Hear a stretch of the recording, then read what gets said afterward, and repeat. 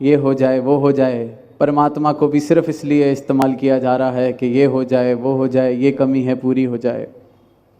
प्रेम से तो परिचित ही इंसान नहीं है।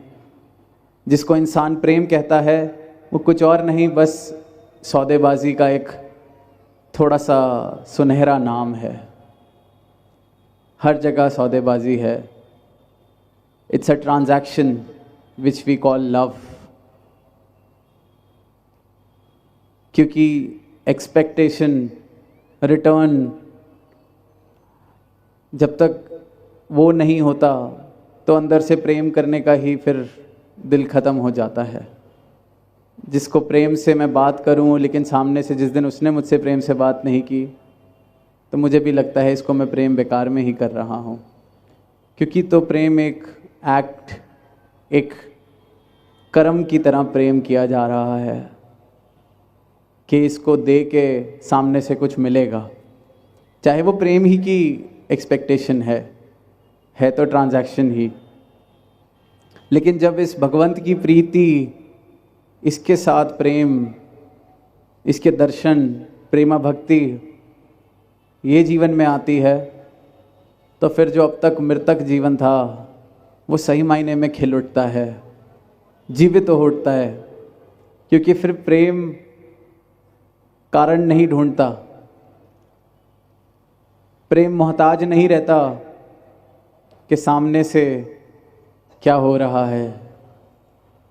प्रेम तो इतना भरपूर इस रूप में हो जाता है कि प्रेम का स्रोत ही मिल गया तो जो नफ़रत का कारण, जो मन बुझने का कारण, जो मैं कारण ढूंढता था कंपैरिजन करने के लिए कि मैं तो बहुत दे रहा हूँ पर मुझे मिल नहीं रहा, फिर एक्सपेक्टेशन किसके लिए, किस चीज़ की? क्योंकि मुझे तो सब कुछ वो प्रेम देने में ही मिल जाता है, प्रेम होने में ही मिल जाता है। ऐसी अवस्था सद्गुरु बख्शते हैं। और जाहिर सी बात है कि ये गृहस्थ वाला जीवन हम सब जी रहे हैं। अनेकों ऐसे पहलू जीवन में आते हैं कि कई बार कोई चीज़ इस तरह से लग जाती है, महसूस हो जाती है कि फिर सवाल उठता है कि तो प्रेम के रास्ते से कहीं हमारा ही तो नुकसान नहीं हो रहा? Are we being taken for granted? तो वहाँ चेतनता को भी बख्शा गया है। कई बार ऐसा भी होता है कि कोई ऐसी घटना घट जाए तो मन कहीं विचलित हो उठता है। इतने सारे थॉट्स, इतने सारे क्वेश्चंस मन में आने लगते हैं कि क्या करें, ये ठीक भी है कि नहीं। जो स्थिरता भक्ति की राह पर मिलती है, कई बार ये जीवन जीते हुए ऐसी परिस्थितियां बनती हैं कि खुद ही महसूस होने लगता है कि स्थिरता कहीं शायद ख़त्म हो गई। इस परमात्मा के साथ इसका आधार मैंने शायद छोड़ दिया। और जैसे ही वो आधार छूटता है तो फिर दुनिया वाली जो हवाएं हैं, फिर मेरे रिस्पॉन्सेस भी वैसे होने लगते हैं। मेरा सोचने का तरीका, मेरा चाल ढाल सब उसी प्रकार बदलने लगता है।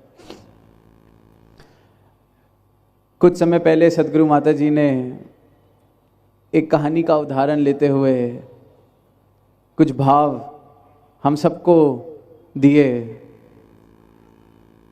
कहानी कुछ इस प्रकार थी कि गौतम बुद्ध किसी यात्रा पर, और काफ़ी लंबी यात्रा थी, तो रास्ते में वो 1.5 या 2 मील पहले एक नदी, एक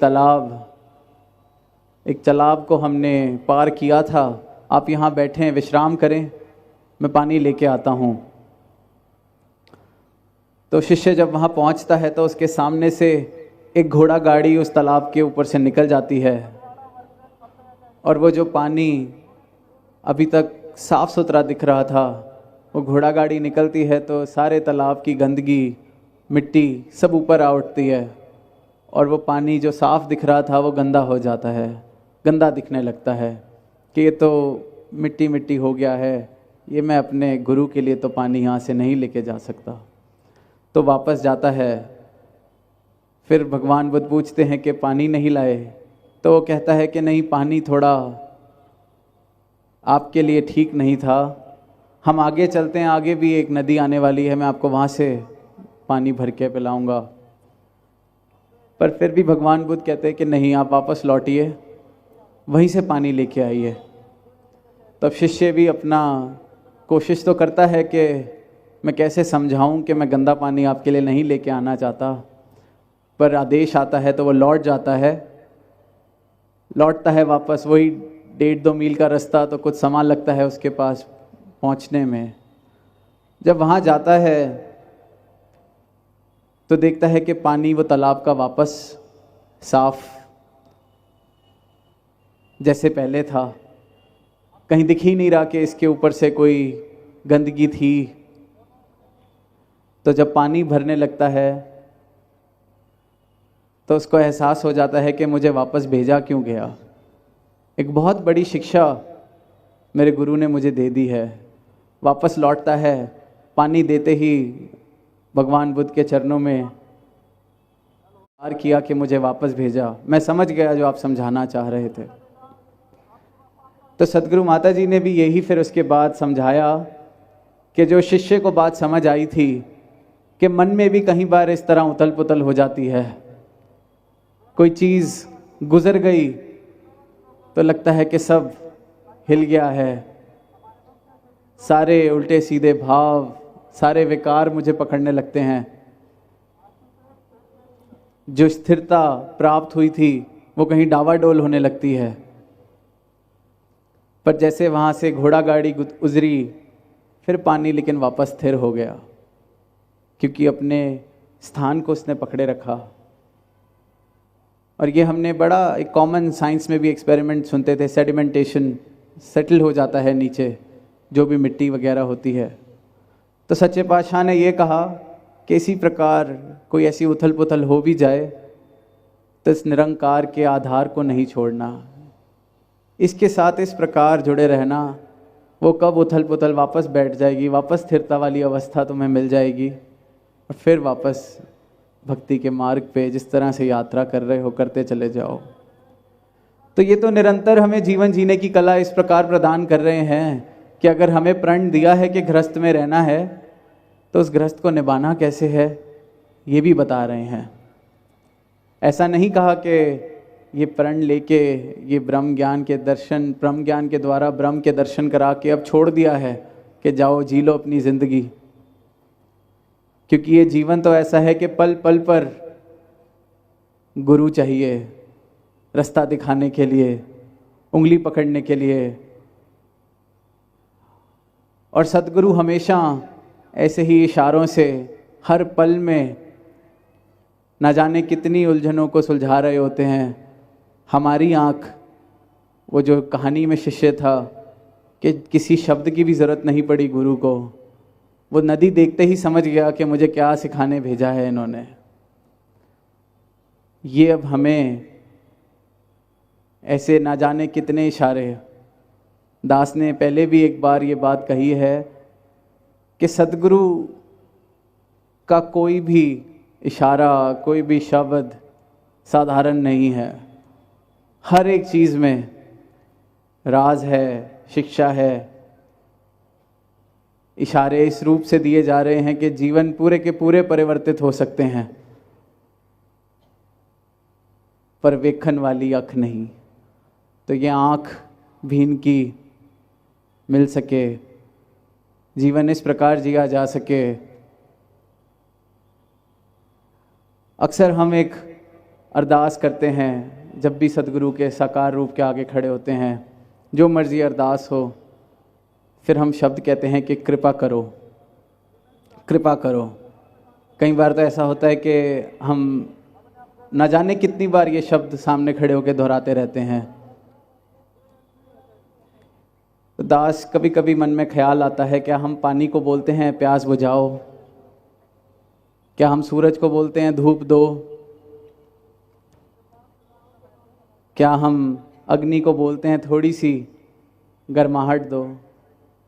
पानी का तो गुण धर्म है प्यास बुझाना, सिर्फ पीने की देरी है। सूरज रोशनी दे रहा है, अपने घर की खिड़की खोलने की, दरवाजे खोलने की देरी है, पर्दे हटाने की देरी है। इसी प्रकार कृपा तो निरंतर ये कर ही रहे हैं, इनका गुण धर्म है। सद्गुरु साकार जहाँ चल रहे हैं, जहाँ विराजमान हैं, जहाँ साकार रूप में विराजमान नहीं भी हैं, कृपा तो निरंतर कर रहे हैं। तो कहने की ज़रूरत क्या है? पानी को क्या हर बार पीते हुए कहते हैं प्यास बुझा देना, पानी पीने लगा हूँ? तो फिर ये वाली समझ यहाँ मेरी कहाँ चली जाती है? बहुत इशारे निरंतर मिल रहे हैं, और सिर्फ हमें ही नहीं, सारी मानवता को जो इस भ्रम से परिचित नहीं है उनके लिए भी, कि अपनी उलझनों को जो जीवन में बांध रखी हैं, जो बोझ उठा के चल रहे हो, उससे मुक्त हो जाओ। जीवन ऐसे जियो जैसे एक नदी से नैया के ऊपर बैठ के, एक नाव के ऊपर बैठ के पार किया जा रहा है। पर इंसान नदी में तो चल रहा है और नाव को सर पे उठा के बैठा हुआ है और चले जा रहा है उस नदी के ऊपर। पार तो वो भी कर रहा है इस दुनिया में, सोच रहा है कि मैं भी पार कर रहा हूँ। पर कैसा जीवन हुआ? जिस नदी पे बैठकर सवार हुआ जा सकता था, उसी को सर पे उठा रखा है। जिस नाव पे बैठकर सवार हुआ जा सकता था, वो सर पे उठा के मैं चल रहा हूँ और सोच रहा हूँ देखो कितना महान हूँ मैं, कितनी बड़ी नाव मेरे सर पर मैंने उठा रखी है। तो अपनी मूर्खता को इंसान ने अपनी महानता समझा हुआ है, अपनी अज्ञानता को इंसान ने अपनी ज्ञानता समझा हुआ है। मृतक जीवन है इसका, मरा हुआ जीवन जी रहा है, पर सोचता है कि मुझसे ज़्यादा बेहतर कोई नहीं। तो हाल ही में भी दास ने शेर की एक पंक्तियाँ कि दिल के खुश करने को गालिब ये ख्याल अच्छा है। हमें मालूम है जन्नत की हकीकत, लेकिन दिल के खुश करने को गालिब ये ख्याल अच्छा है। इंसान बहुत सारे ख्याल इस प्रकार से सच मान के बैठा हुआ है, बस सोच रहा है कि चलो दिल को खुश करके ही ये जीवन काट लिया जाए। पर वाकई इस सच्चाई से परिचित हुआ जा सकता है, ये परमात्मा को कल्पना मात्र रखने की अपने जीवन में कोई ज़रूरत नहीं है। ये जो बोझ छोड़े जा सकते हैं उनको छोड़ दिया जाए, ये जो भारीपन भरा हुआ है जीवन में उसको हल्का कर लिया जाए। एक झूठ वाला जीवन, एक सोता हुआ जीवन, एक मरा हुआ जीवन, उसको जीवित कर लिया जाए। यही अरदास, यही कामना कि ऐसा जीवन सारी मानवता के हिस्से में आए। प्यार से कहना, धन निरंकार।